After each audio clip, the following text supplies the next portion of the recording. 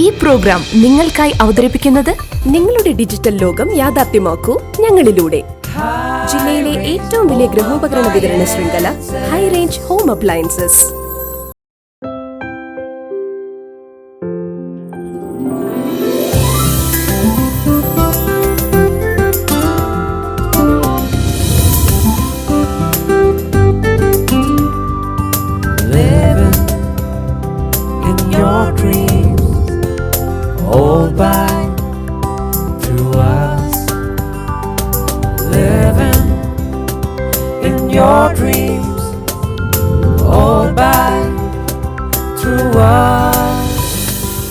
എല്ലാം ഡിജിറ്റൽ ആകുന്നു.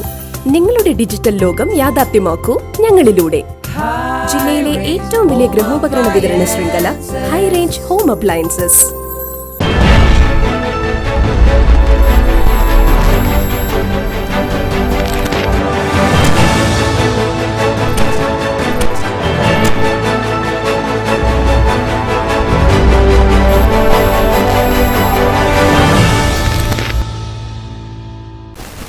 നമസ്കാരം. ഫേസ് ടു ഫേസിലേക്ക് സ്വാഗതം. ഫേസ് ടു ഫേസിൽ അതിഥിയായി എത്തിയിരിക്കുന്നത് RJD സംസ്ഥാന സെക്രട്ടറി ജനറൽ ഡോക്ടർ വർഗീസ് ജോർജാണ്. സ്വാഗതം.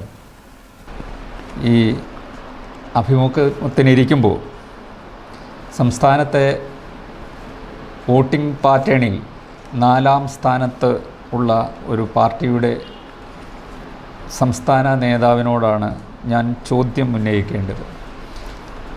യഥാർത്ഥത്തിൽ ഈ 4ാം സ്ഥാനത്ത് നിൽക്കുന്ന വോട്ടിംഗ് പാനലിൽ നിങ്ങൾക്ക് 4ാം സ്ഥാനം എന്നാണ് അറിയാൻ കഴിയുന്നത്. അപ്പോൾ അങ്ങനെ 4ാം സ്ഥാനത്ത് നിൽക്കുന്നവർക്ക് ഒരു MLA, ഇടതുപക്ഷത്തിന് വേണ്ടി നിയമസഭയിൽ കൈപൊക്കാൻ ഒരു MLAയും 2 കോർപ്പറേഷൻ ചെയർമാനും, അർഹതപ്പെട്ട ഒരു വിഹിതം ഇടതുപക്ഷ ജനാധിപത്യ മുന്നണിയിൽ നിങ്ങൾക്ക് കിട്ടിയിട്ടുണ്ടോ?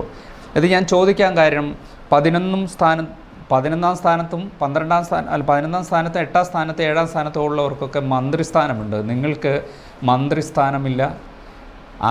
ആകെ കിട്ടിയിരിക്കുന്ന 2 കോർപ്പറേഷനാണെന്നാണ് ഞാൻ മനസ്സിലാക്കുന്നത്. 4ാം സ്ഥാനം എന്ന് പറയുന്നത് 2030 കോർപ്പറേഷൻ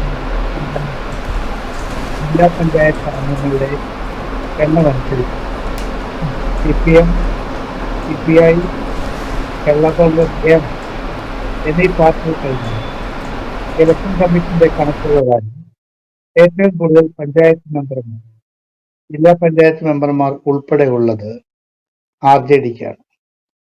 മാത്രമല്ല 1952 ലോക്സഭയിൽ ഇലക്ഷൻ ആരംഭിച്ചപ്പോൾ മുതൽ ലോക്സഭയിൽ മത്സരിക്കുന്ന രാഷ്ട്രീയ പാർട്ടിയാണ്. LDFിലെ എല്ലാ രാഷ്ട്രീയ പാർട്ടികളും ലോക്സഭയിൽ മത്സരിക്കാറില്ല. CPM 1965 CPMലെ പിളർപ്പിന് ശേഷം CPM, CPI, ജനതാ പാർട്ടി, ഈ പാർട്ടികൾ മാത്രമാണ് എല്ലാ വർഷവും മത്സരിച്ചുകൊണ്ടിരുന്നത്. 2009 2019 ഒഴികെ ബാക്കി എല്ലാ തെരഞ്ഞെടുപ്പുകളിലും നമ്മൾ മത്സരിച്ചു.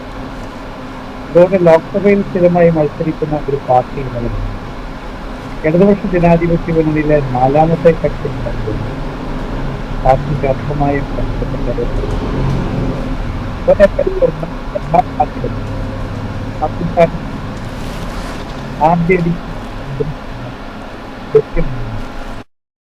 കോർപ്പറേഷനുകളുടെ കാര്യത്തിൽ ഈ അഭിമുഖത്തിൽ ചോദിച്ചത് ശരിയാണ്.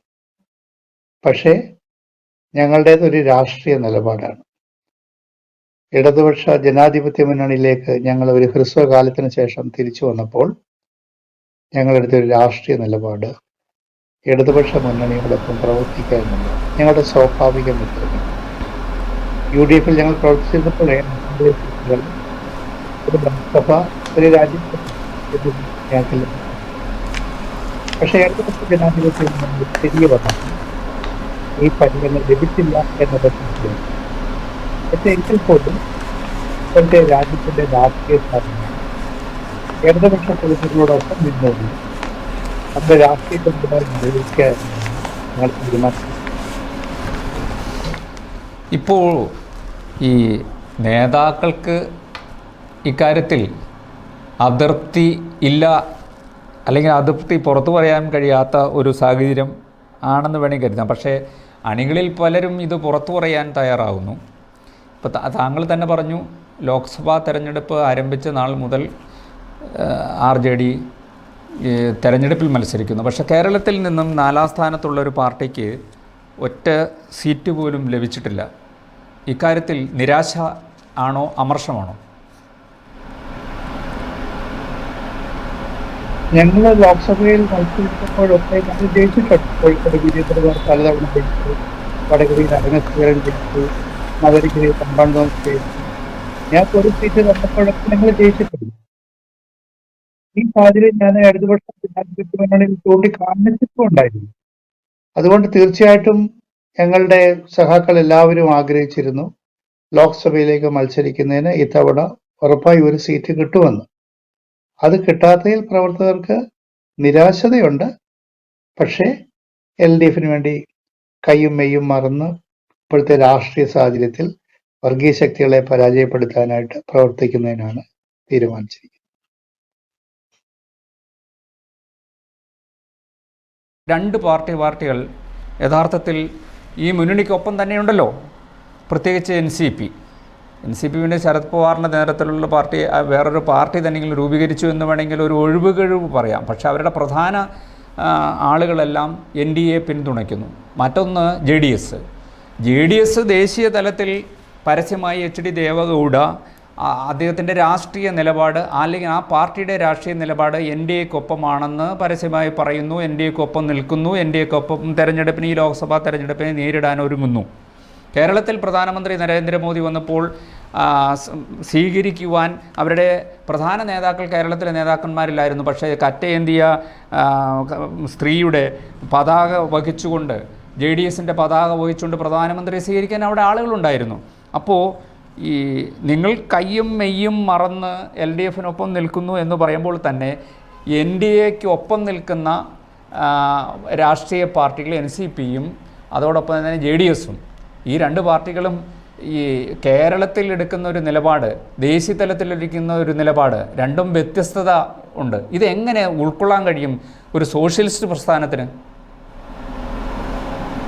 NCPയെ കുറിച്ച് അങ്ങനെ പറയാൻ സാധിക്കത്തില്ല. NCP ഉണ്ടായ പിളർപ്പിനെ തുടർന്ന് ഇലക്ഷൻ കമ്മിറ്റി ശരത് പവാറിന്റെ നേതൃത്വത്തിലുള്ള പാർട്ടിക്ക് പ്രത്യേകമായ ചിഹ്നവും പ്രത്യേകമായ പേരും നൽകി.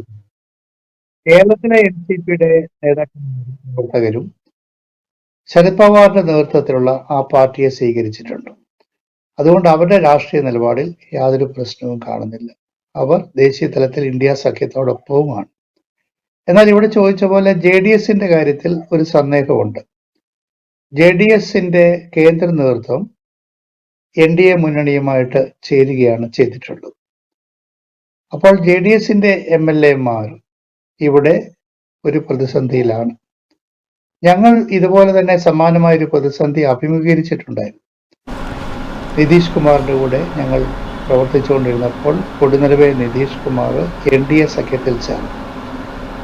അന്ന് ഉച്ചയ്ക്ക് തന്നെ ഞങ്ങളുടെ പാർട്ടിയുടെ അധ്യക്ഷനായിരുന്ന MP വീരേന്ദ്രകുമാർ രാജ്യസഭ ഞാൻ നിതീഷ് കുമാറിന്റെ ജനറൽ സെക്രട്ടറി ആയിരുന്നു. ഞാനും അന്ന് തന്നെ ആ പാർട്ടി രാജിവൊക്കെ ഉണ്ടായി.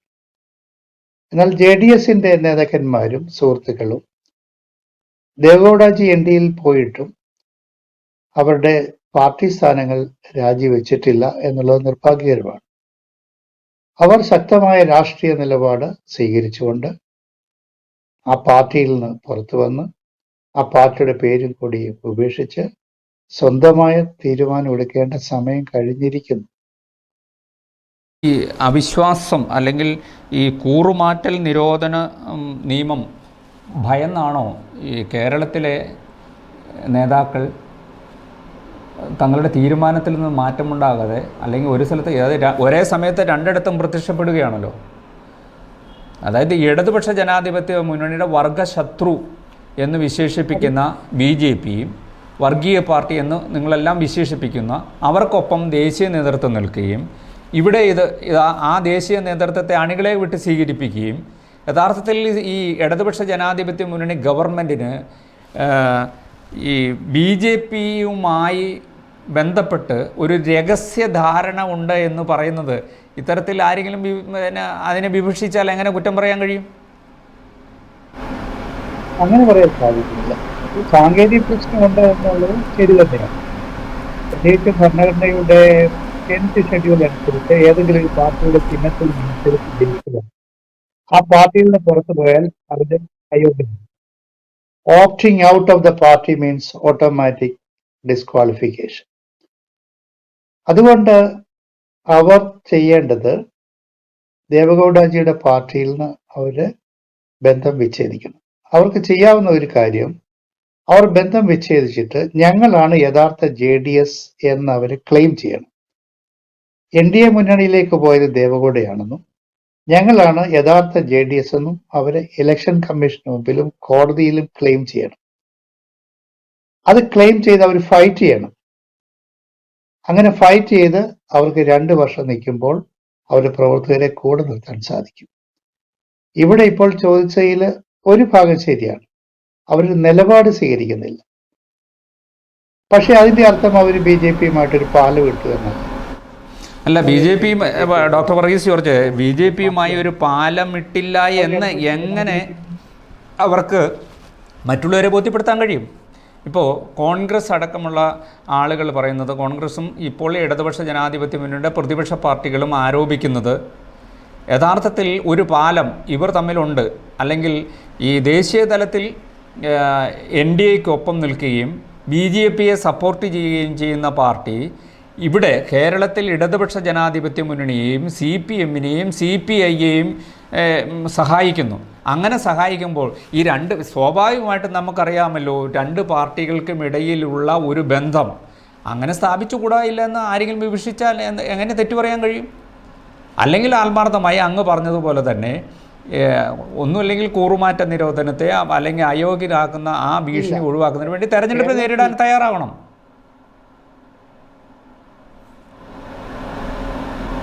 അങ്ങനെ ഒരു BJP ബന്ധം ആരോപിക്കുന്നു. അവര് ഗതകാല ചരിത്രം പരിശോധിച്ചാൽ അവർ നിലപാട് സ്വീകരിച്ചിട്ടുള്ളത് ഒരു BJPയുമായിട്ട് ഒരിക്കലും ബന്ധപ്പെട്ടിട്ടില്ല. പക്ഷെ അവരുടെ ഒരു പ്രശ്നം, അവർ ഒരു നിലപാട് സ്വീകരിച്ച് പുറത്തു വരുന്നില്ല എന്നുള്ളതാണ്. അതിന്റെ ഫലമായിട്ട് സംഭവിച്ച എന്താണെന്ന് ചോദിച്ചാൽ, JDS ഇവിടെ നല്ല ശക്തമായ ഒരു പ്രാദേശിക പാർട്ടി ആയിരുന്നു. പക്ഷെ ഇപ്പോൾ സംഭവിക്കുന്നത് അവരുടെ അണികളിൽ ആ പാർട്ടിയിൽ ഒരു അവിശ്വാസം അവർ നേരിടുകയാണ്.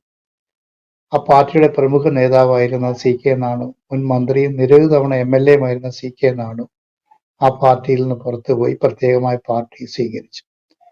മുൻ മന്ത്രിയും നിരവധി തവണ MLAയും പാർലമെന്റ് അംഗവുമായിരുന്ന നീല ലോഹിതദാസ് 6-ാം തീയതി ആ പാർട്ടിയെ ഉപേക്ഷിച്ച് RJDയിലേക്ക് വരികയാണ്. JDSന്റെ ഇപ്പോഴത്തെ കോഴിക്കോട് ജില്ലാ പ്രസിഡന്റ് K. ലോഹിയ 2-ാം തീയതി ആ പാർട്ടി ഉപേക്ഷിച്ച് RJDയിലേക്ക് വന്നു. അതുകൊണ്ട് ആ പാർട്ടി ഒരു അവിശ്വാസം നേരിടുന്നുണ്ട്. അവരുടെ നിലപാടുകളിൽ അത് ഉറച്ചു നിൽക്കാത്തതാണ് സംഭവിച്ചത്. പക്ഷെ അതിന്റെ പേരിൽ അവർക്കത് BJP ബന്ധം ശരിയാണ്. ഡോക്ടർ വർഗീസ് ജോർജ്, ഇപ്പോൾ ഏതൊരു രാഷ്ട്രീയ പാർട്ടിക്കും അത് ജനങ്ങൾ ഉണ്ടാക്കുന്ന ഒരു വിശ്വാസ്യതയുണ്ട്. ആ വിശ്വാസ്യത യഥാർത്ഥത്തിൽ കീപ്പ് ചെയ്യാൻ JDSന് കഴിഞ്ഞിട്ടുള്ളൂ. അല്ലെങ്കിൽ ഇവർക്ക് JDSന് വേണമെങ്കിൽ നിങ്ങളുമായിട്ട് ലയനത്തിന് പലവിധ ചർച്ചകൾ നടന്നല്ലോ. ഈ മന്ത്രിസ്ഥാനവും മറ്റ് MLA സ്ഥാനമൊക്കെ ഉപേക്ഷിക്കാൻ കഴിയുമായിരുന്നെങ്കിൽ, അല്ലെങ്കിൽ ഈ കൂറുമാറ്റ നിരോധന നിയമവും മന്ത്രിസ്ഥാനമൊക്കെ പേടിച്ചാണല്ലോ, MLA സ്ഥാനമൊക്കെ പേടിച്ചാണല്ലോ ഇപ്പോൾ ഈ ദേശീയ തലത്തിൽ ഇങ്ങനെ BJPക്കൊപ്പം നിൽക്കുകയും ഞങ്ങൾ സോഷ്യലിസ്റ്റ് ആണെന്ന് പറയുകയും ചെയ്യേണ്ട ഒരു ഗതികേടിലേക്ക് മാറുന്നത്. യഥാർത്ഥത്തിൽ അധികാരത്തിന് വേണ്ടി സോഷ്യലിസം അവിടെ ഉപേക്ഷിച്ചു എന്ന് മനസ്സിലാക്കണ്ടേ? മറ്റൊരു പാർട്ടിയുടെ ആഭ്യന്തര കാര്യങ്ങളെ കുറിച്ച് ഞങ്ങൾ അഭിപ്രായം പറയില്ല. അവരെ സംബന്ധിച്ചിടത്തോളം ഇപ്പോൾ ഇവിടെ ചോദിച്ച പോലെ അവരുടെ നേതൃത്വം ദേശീയ തലത്തിൽ NDAയോടൊപ്പവും സംസ്ഥാന നേതൃത്വം LDFനോടൊപ്പമാണ്. അത് ശരിക്കും ഒരു പ്രതിസന്ധി തന്നെയാണ്. പക്ഷെ ആ പാർട്ടിയാണ് തീരുമാനിക്കേണ്ടത് അവരുടെ നിലപാടുകൾ സംഘടനാപരമായി അവരെന്ത് സ്വീകരിക്കണം. ഞങ്ങളെ സംബന്ധിച്ചിടത്തോളം മറ്റൊരു പാർട്ടിയുടെ ആഭ്യന്തര കാര്യങ്ങളിൽ ഞങ്ങൾ ഇടപെടുന്ന ഒരു രീതിയില്ല.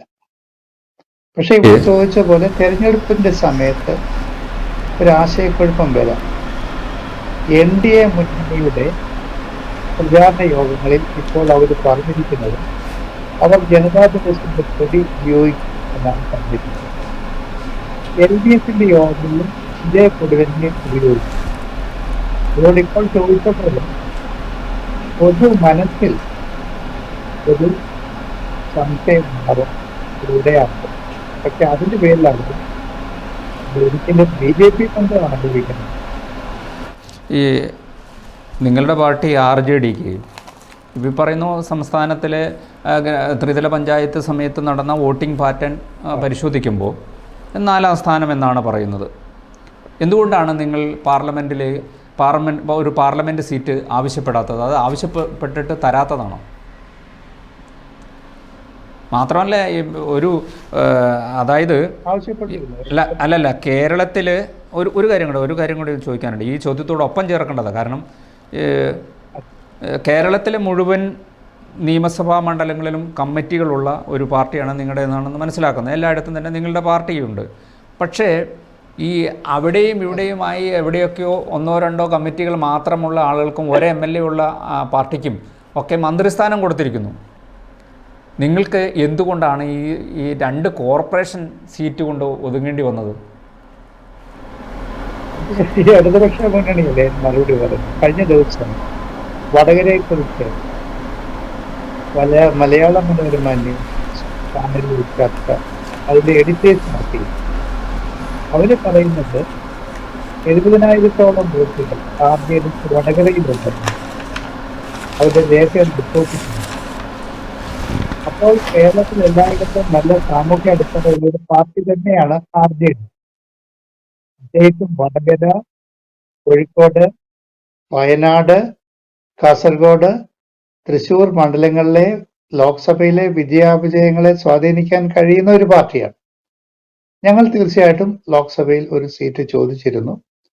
എന്നാൽ കഴിഞ്ഞ തവണ മത്സരിച്ചവർ മാത്രം മത്സരിച്ചാൽ മതി എന്നുള്ള നിലപാടാണ് LDF സ്വീകരിച്ചത്.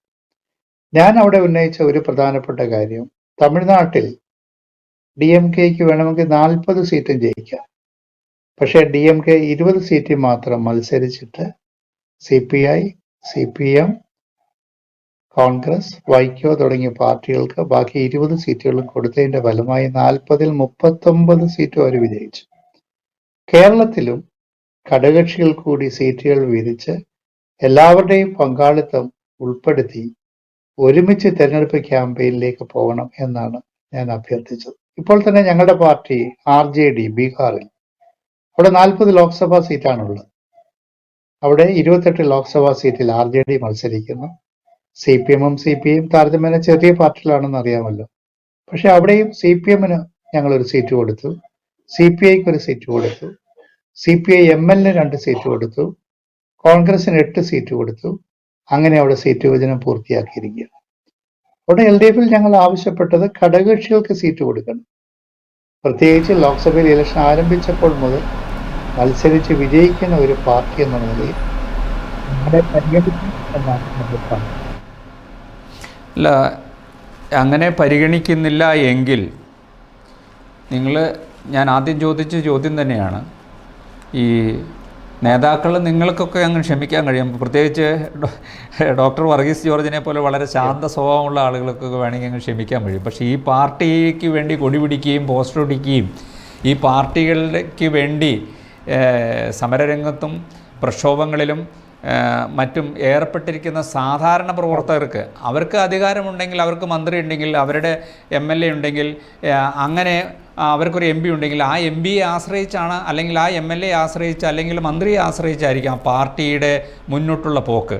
പക്ഷേ ഇതൊന്നുമില്ല എങ്കിൽ എങ്ങനെ ഒരു പാർട്ടി, നിങ്ങൾക്ക് ജനശക്തി ഉണ്ട്, എന്നാൽ ഈ പാർട്ടിയിൽ ഇനി നിന്നിട്ട് എന്ത് പ്രയോജനം?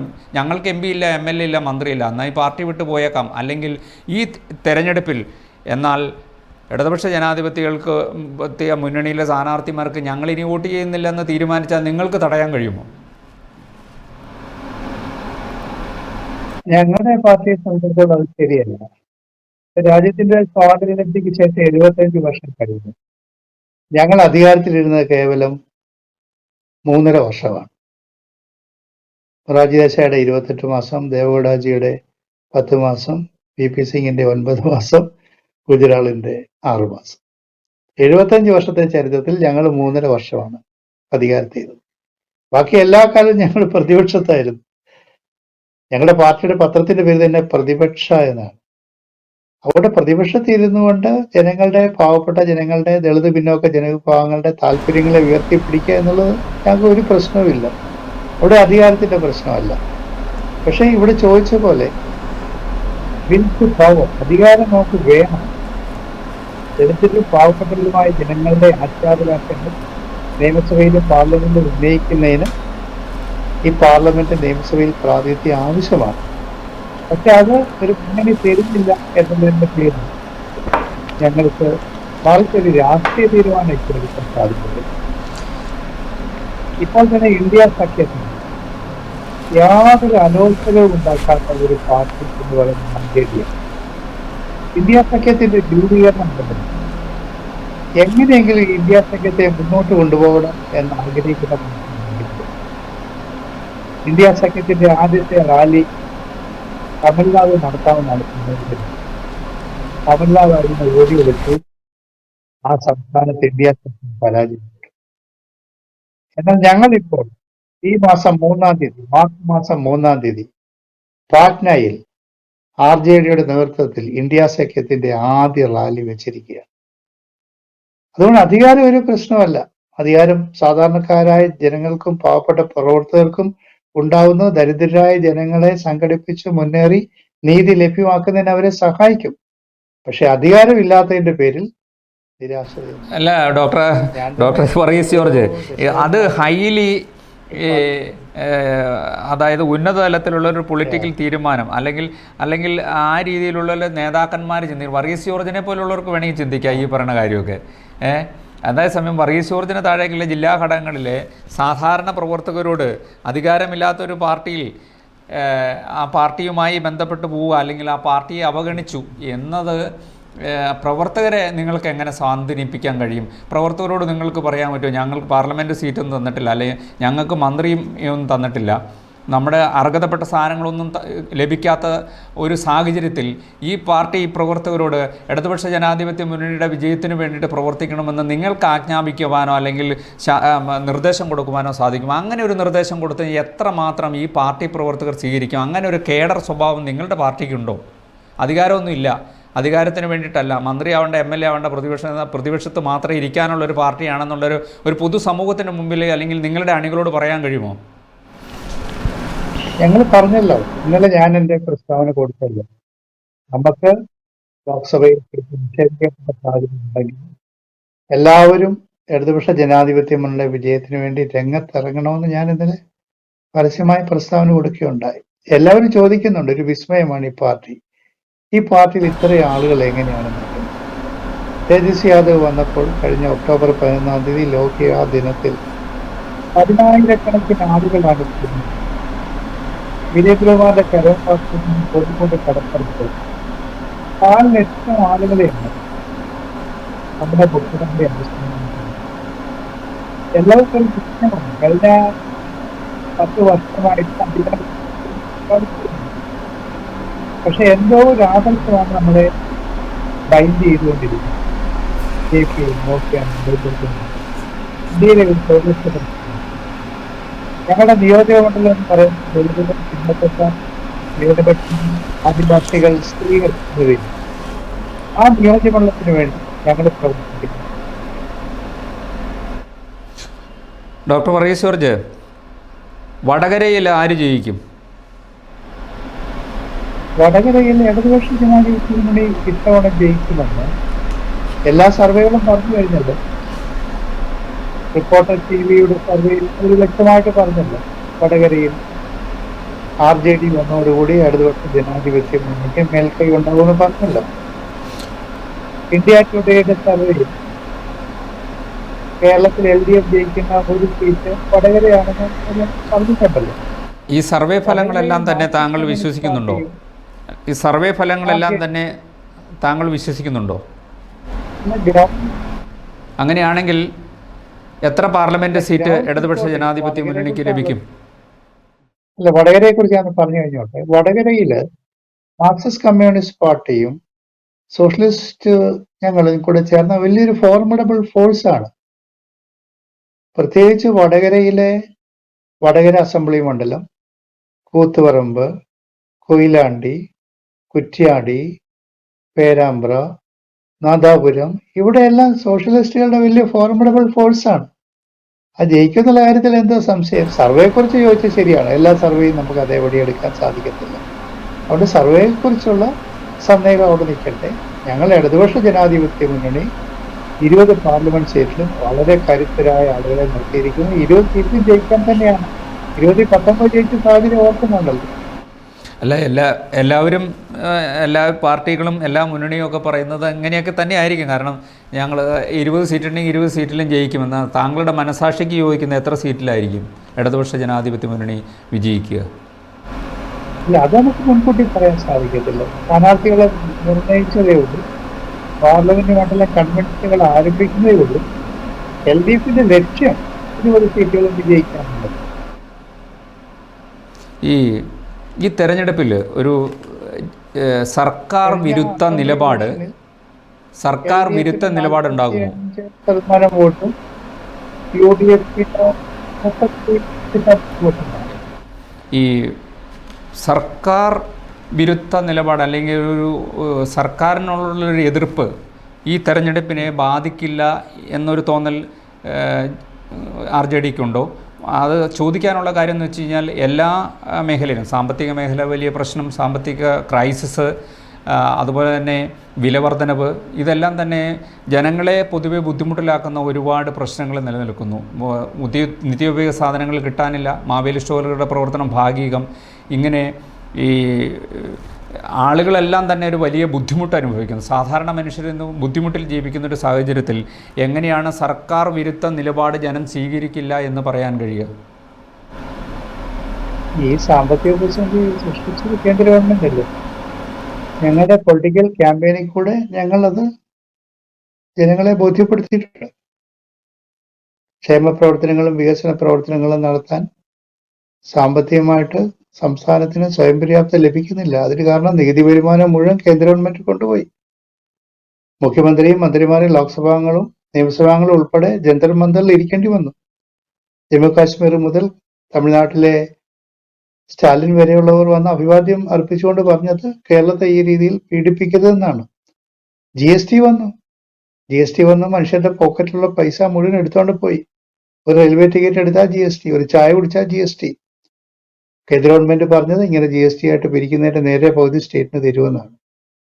ഇപ്പോൾ 30-31% മാത്രമേ തന്നിട്ടുള്ളൂ. നഷ്ടപരിഹാരം ഉണ്ടായി. ആ നഷ്ടപരിഹാരം തരാമെന്ന് പറഞ്ഞ് ആദ്യത്തെ 5 വർഷം തന്നു, പിന്നീട് തരുന്നില്ല. ഇന്ത്യയിലെ 28 സ്റ്റേറ്റുകളിൽ 24 സ്റ്റേറ്റുകളും കടക്കണിയിലാണ്. അത് കേന്ദ്ര ഗവൺമെന്റ് വരുത്തി വെച്ച ഒരു സാഹചര്യമാണ്. അത് ജനങ്ങൾക്ക് ഇപ്പോൾ ബോധ്യപ്പെട്ടിട്ടുണ്ട്. അല്ല, ഇതിനെയൊക്കെ അന്നത്തെ ഇടതുപക്ഷ ജനാധിപത്യ മുന്നണിയുടെ ധനമന്ത്രിയായിരുന്ന തോമസ് ഐസക് ഇതിനെയൊക്കെ സ്വാഗതം ചെയ്തല്ലോ. ഇപ്പോൾ എതിർത്തിട്ട് എന്താണ് കാര്യം? ഇതെല്ലാം വരുത്തി വെച്ചതല്ലേ. ഇപ്പോൾ GST ആദ്യം സ്വാഗതം ചെയ്ത ധനമന്ത്രിമാരിൽ ഒരാളാണ് തോമസ് ഐസക്. മാത്രമല്ല, ഈ പിന്നെ ക്ഷേമ പെൻഷനുമായി ബന്ധപ്പെട്ട പെട്രോളിന് വില കൂട്ടി, പെട്രോളിന് ടാക്സ് കൂട്ടി, അതെല്ലാം ക്ഷേമ പെൻഷനാണെന്ന് പറഞ്ഞു. പക്ഷേ ഇപ്പോൾ ക്ഷേമ പെൻഷൻ മുടങ്ങിയിട്ട് എത്ര നാളായി? ഇതൊക്കെ സാധാരണ ജനത്തെ ബാധിക്കുന്നല്ലേ? തീർച്ചയായിട്ടും ഇതെല്ലാം സാധാരണത്തെ ബാധിക്കുന്നതാണ്. ഞാനങ്ങനെ കണ്ണടച്ച് അന്ന് ചോദിക്കുന്ന ചോദ്യത്തെ എതിർക്കുകയല്ല. പക്ഷെ ഇപ്പോൾ സ്റ്റേറ്റ് അഭിമുഖീകരിക്കുന്ന ഒരു പ്രശ്നം ഈ സാമ്പത്തിക പ്രതിസന്ധിയാണ്. ആ സാമ്പത്തിക പ്രതിസന്ധിയുടെ പ്രധാനപ്പെട്ട ഉത്തരവാദിത്തം കേന്ദ്ര ഗവൺമെന്റ് ആണെന്ന് ഞാൻ പറയുകയാണ് ചെയ്തിട്ടുള്ളത്.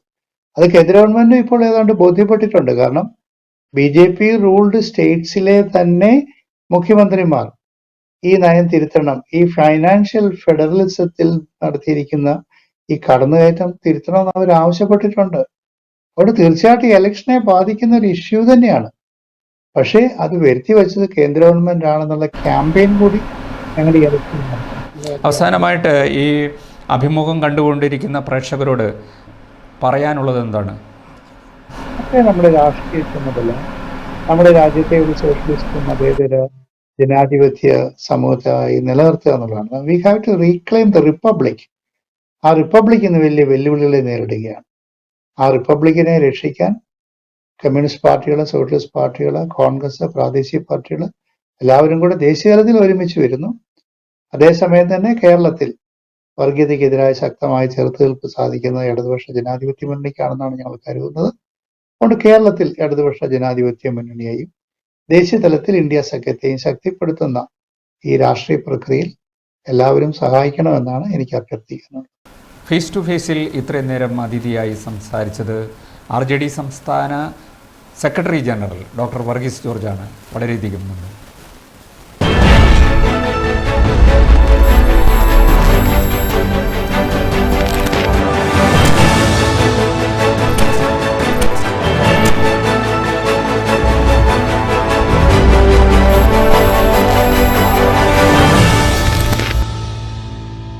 ഈ പ്രോഗ്രാം നിങ്ങൾക്കായി അവതരിപ്പിച്ചത് നിങ്ങളുടെ ഡിജിറ്റൽ ലോകം യാഥാർത്ഥ്യമാക്കൂ ഞങ്ങളിലൂടെ.